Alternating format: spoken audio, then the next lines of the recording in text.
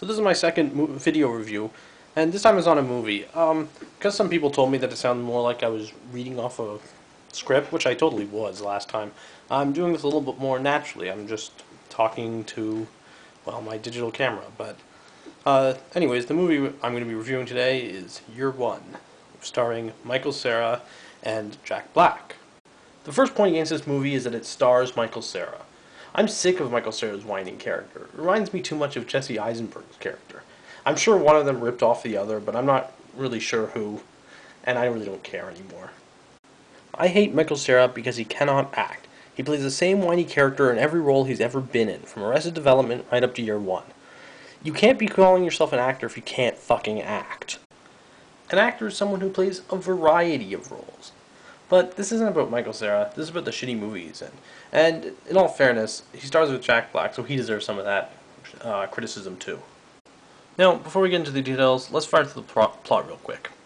Black eats from the tree of the knowledge of good and evil and believes himself to become chosen by the gods, but the fruit is forbidden, and Black and Cera are kicked out of the tribe for their indiscretions. Black and Cera bumble through various biblical parables, presumably in the name of comedy. Meanwhile, their old tribe gets captured and sold into slavery. It's up to Cera and Black to rescue them and prove their worth to their tribe and hopefully get with their respective love interests. Whew. One of the reoccurring characters in the movie is that of David Cross's Cain. Cera and Black come across him when he kills Abel, and after that he sort of wanders in and out of the plot, appearing whenever the story finds it most convenient. He doesn't really do much, and kind of acts like a walking plot device, fixing things for our heroes when everything is getting a little bit too dicey. Of course, by fix, I mean fix in the terms of the story. He doesn't really help them so much as move them on to the next obstacle or set of events. The movie also has such painfully unfunny gags as having Jack Black eat shit. I mean, really?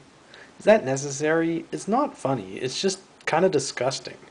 I mean, it's not even like he eats it because he's pressured into it, he does it of his own volition. Can we as a society get beyond the idea that the willful ingestion of feces just isn't funny? The love interests of the movie, Emma and Maya, played by Juno Temple and June Diane Raphael, are easily the least interesting characters of the movie. Strangely, the movie is at least aware of this, as the two women have the least lines and the smallest roles despite being love interests. Unfortunately, they do have some lines, and what little there is forced and unnatural. There's a few other characters in the movie, but they really don't have anything more than provincial significance, and they kind of drop out pretty quickly. Overall, I don't have a lot of specific complaints about this movie. It's your typical 21st century comedy, gross out humor, fart jokes, slapstick. So if you're into that kind of thing, you'll probably find something you're going to like here. I don't really like that kind of stuff, and suffice it to say, I found the funniest things in the movie were in the trailer. One last note about this, though. I noticed at the end of the movie they had this blooper reel of the mistakes that the actors made, and I've noticed that they've been including this in comedies a lot more recently. And I just have to wonder, am I the only one who doesn't really find these all that funny?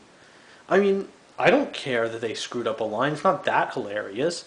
Most of the time it's just a bunch of in-jokes.